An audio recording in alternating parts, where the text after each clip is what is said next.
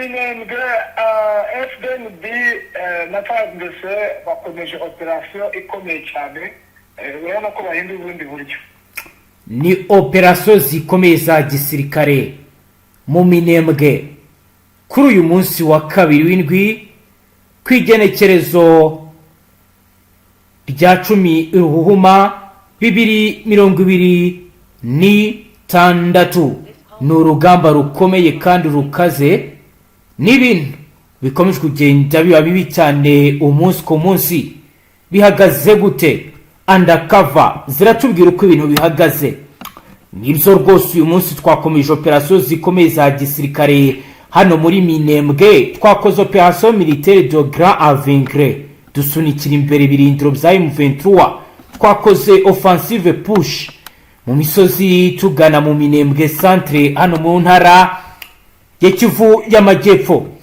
Ni mu gihe kandi abo ku ruhande rwa 23 undercover zaho zo ziragira ziti ni opération tactique et stratégique, ariko twagerageje kwitwara neza. Twari dufite amakuru y'ubutasahambaye kandi bizadufashije kwitwara neza muri uru rugamba.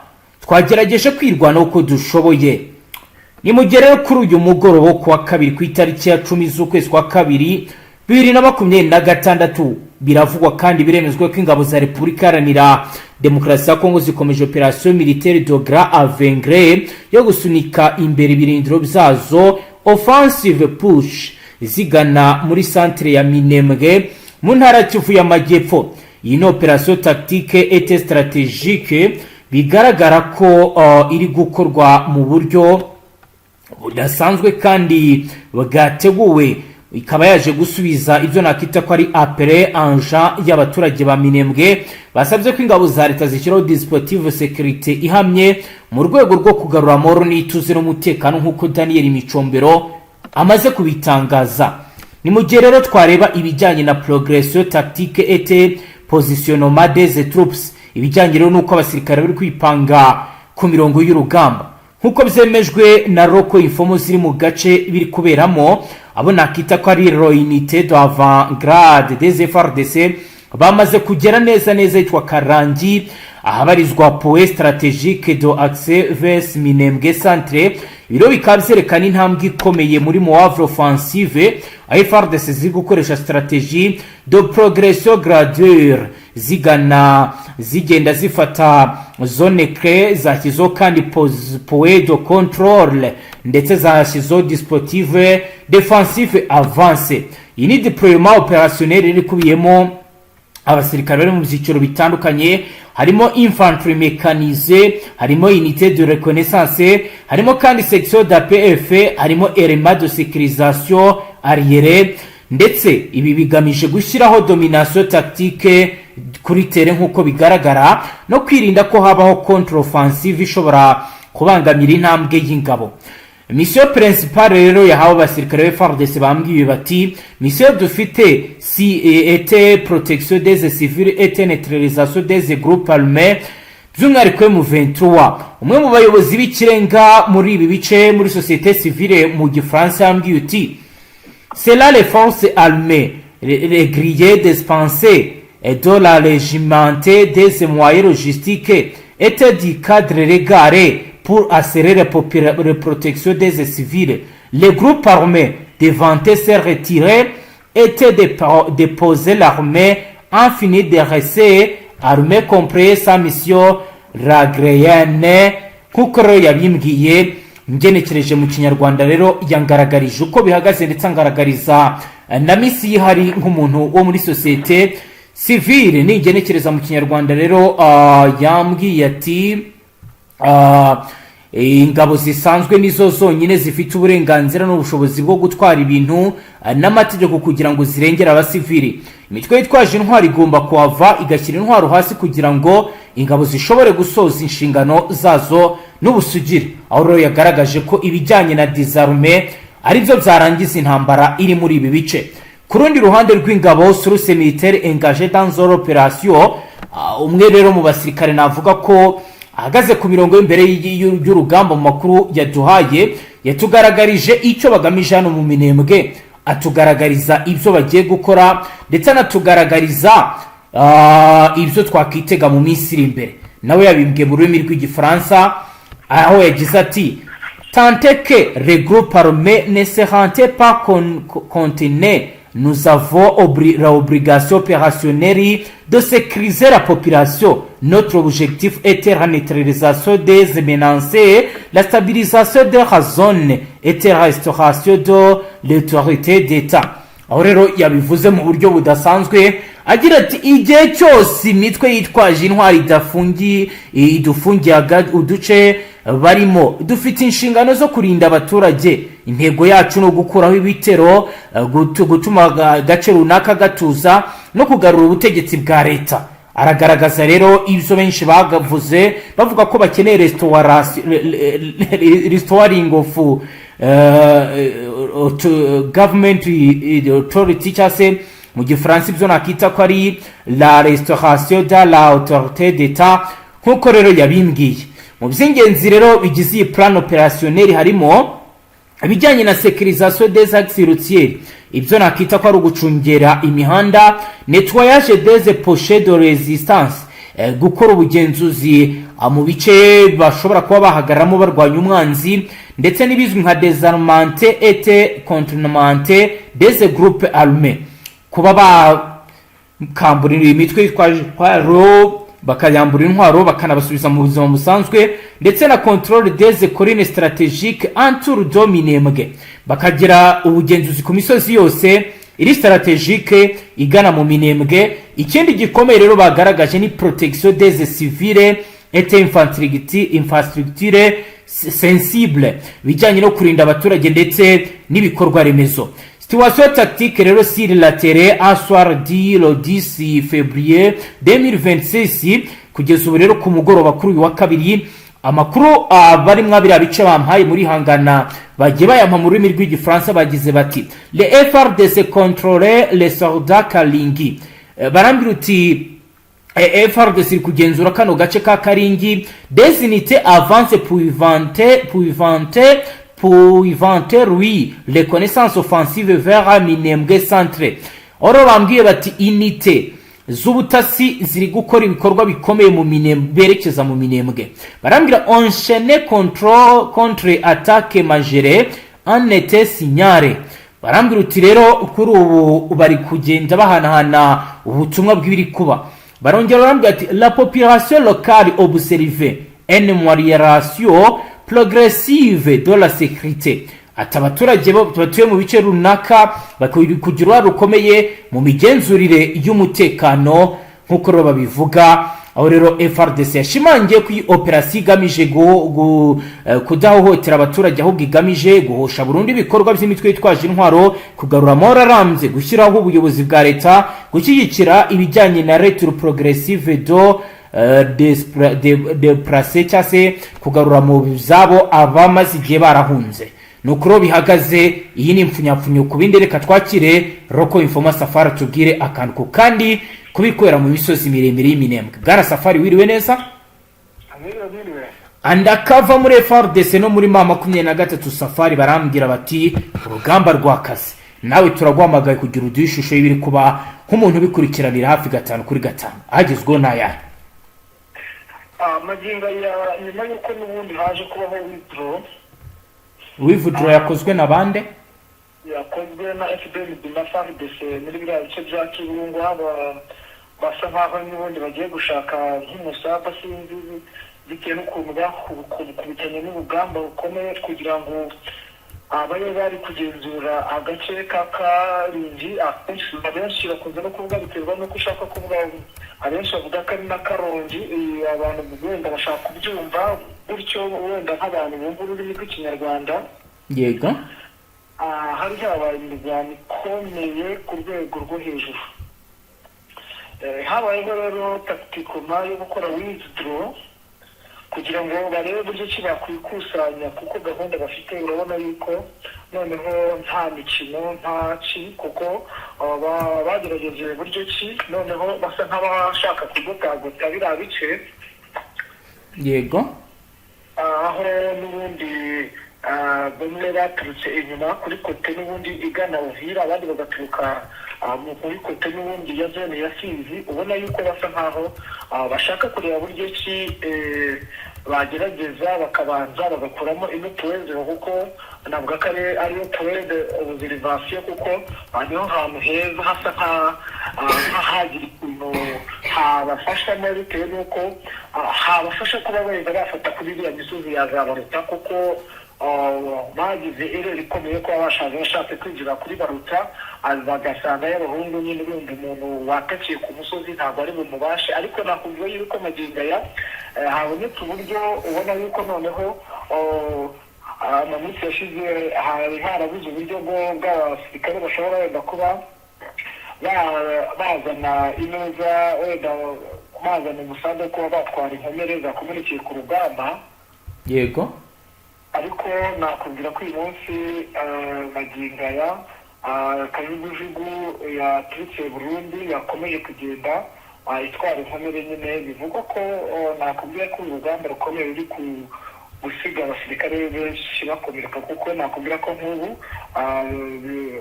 Fdnb ikomeje kugenda barebamo bamwe mu basirikare bafite amapeti ahambaye, kuko navuga ko harimo n'abakoloneli kugeza ubu, harimo na ba majoro bakubitanye n'umwanzi nyine, bakaba ari iyo ndege abenshi wenda hari igihe barayibonye, bamwe bagize ubwikango ko yabayeje kugaba ibitero, kuko ni kajugujugu y'intambara. Benshi bari bagize ubwoba bazi ko yendeje mu bitero, ariko yari ije gutwara ababaye mayiti ndetse n'abakomerekeye ku rugamba. Urumva rero ko abantu bari gukora uburyo kandi bunakomeye, ubona ko nubwo bari gutakaza, ariko no kuri kote ya Twirwanaho nabo baratakaza ku rwego rwo hejuru, bitewe n'uko bari gukoresha imbaraga z'umurengera, bitewe y'uko uburyo bari kurwanamo birasa nkaho ari abasirikare bakomeye bayoboye urugamba gusa, kandi noneho benshi. Ntabwo ari ukuvuga ngo ni bya bindi by'imikino bajyaga baza bagakinata, ariko biragaragaza imbaraga zidasubirwaho. Kugeza ubu hari gukorwa iki kugira ngo umutekano wongere ugaruke muri ibi bice, ababimuwe n'imirwano bongere bagaruke mu zabo bwana Safari? Magingo nakubwira yuko usibye bamwe mu bamayimayi nibo batangiye kugaragaza imico itari sawa, kuko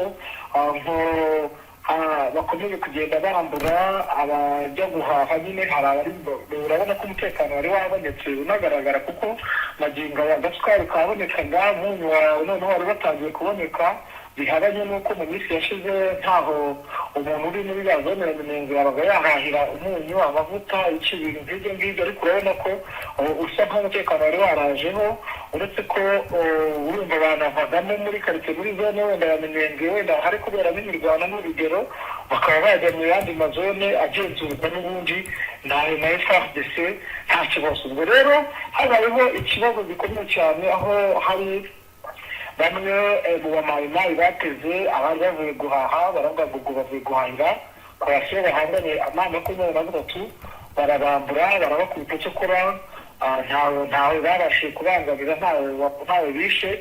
Ubwo urumva n'ibyo wenda twavuga ko ariyo ko guhungabana k'umutekano.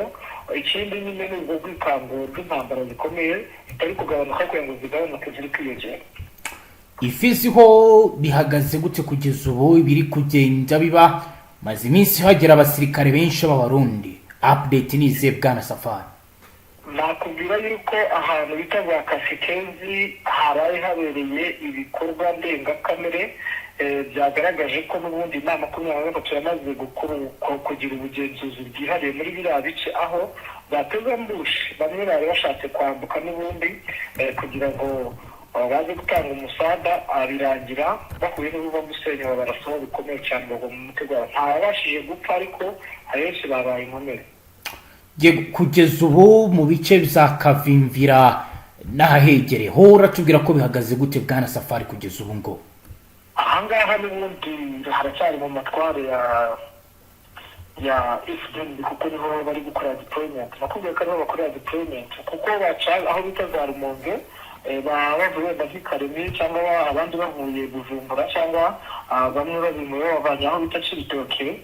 urumva n'ubundi ni mu matware yabo bitari bidasubirwaho bari kuhagenzura. Ni nayo mpamvu ikintu gikomeye cyane n'itangazo ryamusohotse magingo aya nta muntu n'umwe wemerewe gucaracara kuri kote y'Uburundi ku mupaka waho, kuko nta muntu n'umwe no ku munsi w'ejo hari umugabo baharasiye biturutse yuko yari arimo acaracara ngo baramurasha nyine.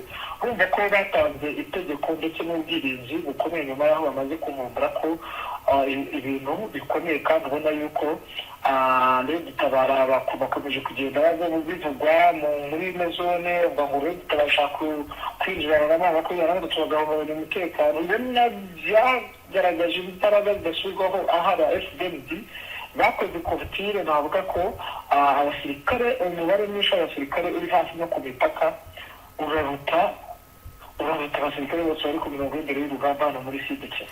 Twumvishe Maître Moise Nyarugabo Bwana Safari avuga ko bashobora gusubira muri Uvira. Byo bihagaze gute? Kandi twaraye tubonye Professeur Jean-Jacques Perusi asura bamwe mu banyamurenge bagizwe ingaruka n'ibikorwa by'abazarendo. Turitega iki ugendeye kubiri kuba kuri terre? Aha ni ikibazo n'ubundi cyavutse bigaragaza neza ko n'ubundi ari bya bintu byo gucinya, nabyita nko gucinya intore, kuko bikorwa nande Safari, bikorwa nande n'uyu Jean-Jacques Perusi, kuko nakugira ko Jean-Jacques Perusi atarara mu mujyi wa Uvira. Arara he? Magingo yari azamo akerewe, ayarangiza akarara i Bujumbura, niho arara.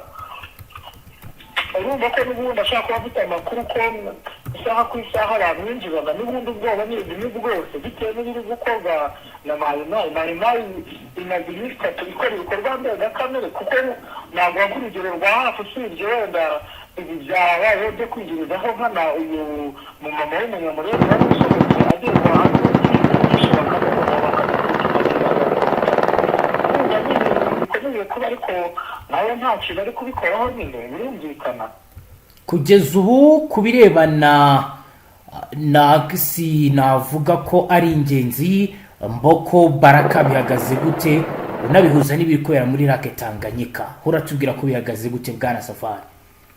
Nakubwira ko n'ubundi hariya muri biriya bice bya Mboko hari aho haracyari rwose ntabwo ko ari amatware ya AVIS, kuko bahakubise ibintu bikomeye ku rwego rwo hejuru. Ni nayo mpamvu ubona ko bari gukoresha uburyo ki bafungira ikirere, kuko imisada iri kuza kereka yaciye n'ubundi muri zone ya Fizi, ndetse ibindi ikazanwa n'indege muri biriya bice byo kuri bya ACTU Tanganyika Baraka.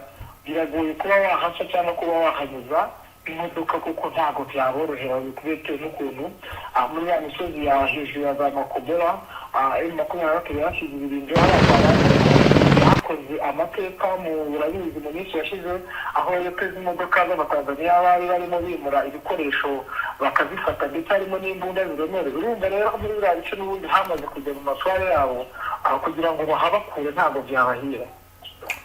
Yego Safari, tugenda tugana ku musozi, turagira ngo n'ubundi duhe update zo muri Nord Kivu.